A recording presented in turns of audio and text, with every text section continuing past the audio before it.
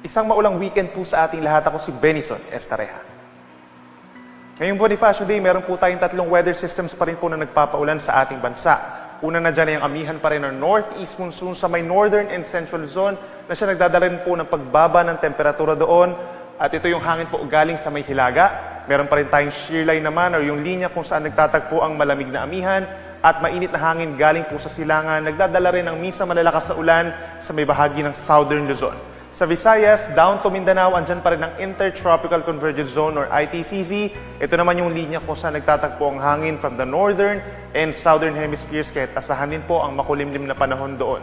Base naman sa ating latest satellite animation, maraming mga may kumpul ng ulap gaya dito sa may kaliwa at kanang bahagi ng ating bansa, pero wala po sa mga ito magiging bagyo sa mga unang araw ng Disyembre.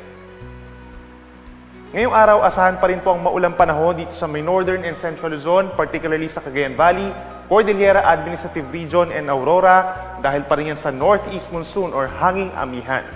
Dito naman sa may Ilocos Region, rest of central Luzon, gayon din sa Metro Manila, asahan pa rin ang minsan makulimlim na panahon, bahagyang maulap at madalas maulap na kalangitan na sinasamahan din po ng pulupulong may hinang ulan, dulot pa rin yan ng northeast monsoon. Sa ating mga kababayan naman sa may Southern Luzon, asahan yung mga minsan malalakas na pagulan dito sa may Quezon Province, ngayon din sa Laguna, Rizal at malaking bahagi ng Kabikulan.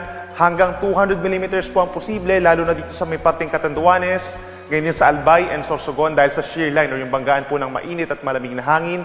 Dito naman sa bahagi ng Mimaropa, bahagyang maulap hanggang maulap na kalangitan, ngayon din sa rest of Calabarzon. Then sasamahan din ito ng mga pulupulong mga paulan or pagkidlat pagkulog, pagsapit ng tanghali hanggang sa gabi dahil sa shear line. Kapansin-pansin na pagbaba ng temperatura sa malaking bahagi ng Luzon for Metro Manila mula 23 hanggang 31 degrees Celsius. Dito naman sa Tagaytay mula 21 to 29 degrees. For Baguio hanggang 22 degrees Celsius lamang at malaking bahagi pa ng Northern Luzon hindi hihigit sa 30 degrees Celsius.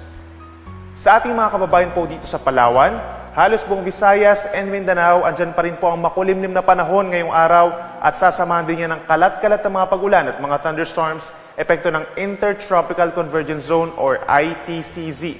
Pinakang uulanin yung eastern portion of Visayas and Caraga region, posible hanggang 200 mm sa may northern Samar and eastern Samar, hanggang 100 mm naman po na dami ng ulan or moderate to heavy rains for the rest of eastern Visayas, Surigao del Norte and Dinagat Islands. At ilang pambahagi ng Visayas and Mindanao magkakaroon at some point ng mga thunderstorms na minsan malalakas pagsapit ng hapon hanggang gabi. So make sure po na meron pa tayong dalang payong o pananggalang sa ulan at mag-ingat sa banta ng baha at pagguho ng lupa.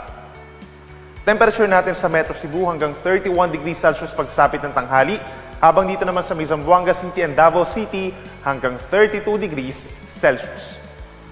Dahil sa patuloy na pagbaba ng northeast monsoon or amihan, meron pa rin tayong gale warning or matataas sa mga alon sa may silangang baybayin po ng Luzon hanggang 4.5 meters o 1.5 palapag ng gusali sa malayong bahagi ng karagatan, sa may baybayin ng Isabela, gayon din sa Northern Aurora at sa bahagi ng Polillo Islands. Delikado ang mga pag-alon na to. Posibleng pagbawalan po yung mga small sea vessels natin.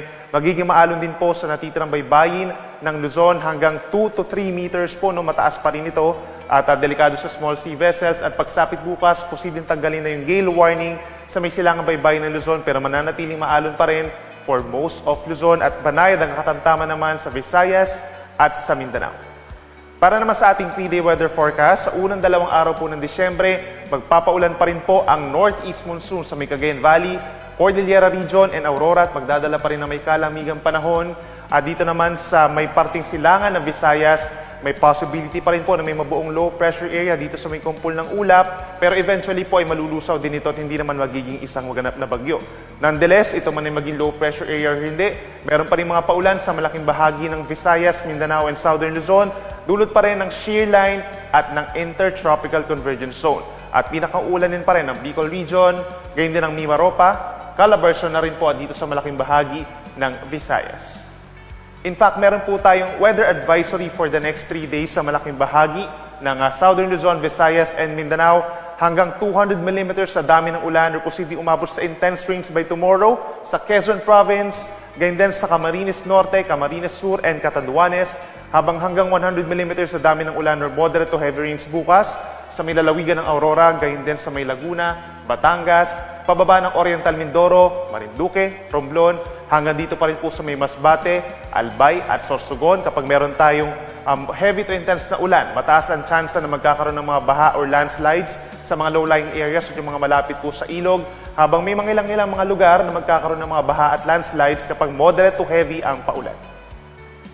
Then pagsapit po ng December 2, aasahan yung ilang lugar na lamang dito sa may silangang pati ng Luzon dahil sa shear line, magkakaroon pa rin ng moderate to heavy rains.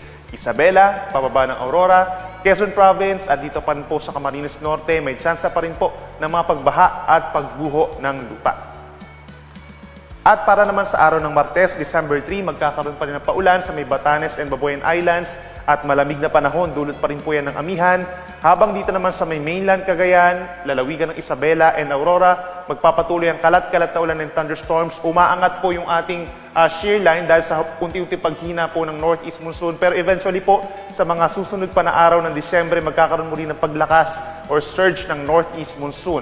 Pero for Tuesday, December 3, asahan pa rin yung kalat-kalat na ulan and thunderstorms sa may eastern part of Luzon at mataas pa rin ang tsansa ng banta ng baha at landslides. Sunrise po natin ay 6:05 a.m. at ang sunset ay 5:25 ng hapon. Thank you for watching. Stay curious, stay informed,